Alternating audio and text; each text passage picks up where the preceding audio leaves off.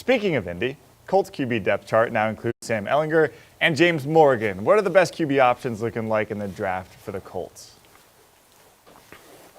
Yeah, we also talked to Kenny Pickett last week, Mike. He should have been there. He was also a very nice guy. Great hair. The Colts, what should they be doing? Another guy we talked to, the very first guy we talked to, thanks to our buddy Tommy Trainer introduced him, Sam Howell out of UNC. So I spent this last week going back over some more Sam Howell games. I'm coming around on Sam Howell.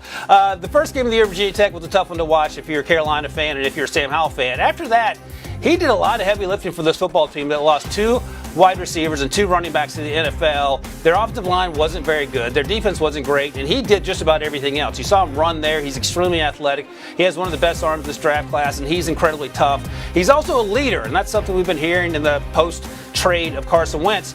Something he wasn't, and I think Sam Howell gives you that. You mentioned Sam Ehlinger is currently the starter because he's the only guy on the team that plays quarterback. I think Sam Howell makes some sense. The issue, of course, the Colts don't have a first-round pick, so you have to trade up and get him, and that's obviously going to cost you even more based on what you already spent on Carson Wentz. Another Carson to consider, Carson Strong out of Nevada. Coming into the season, he was my favorite quarterback. Knee issues were a concern for him throughout the year. He struggled early on with using his lower half. He got better as the year went on as you talk to scouts.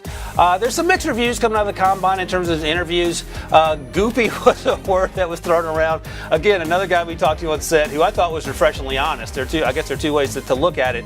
And when you watch him play, he's a really good guy. The issue, of course, is the mobility, the knee issues, and you can get him probably in the 3rd round. And if you want a guy that can come in and back up, that would be an option. But the Colts need something more than that. I like Carson Strong in the long term. I like Sam Howell in the near term. It's just going to cost you to go up there and get him. Do you want a sports network that delivers everything that matters about the game? The highlights, the picks, the instant analysis, no yelling, no fake debates, no politics.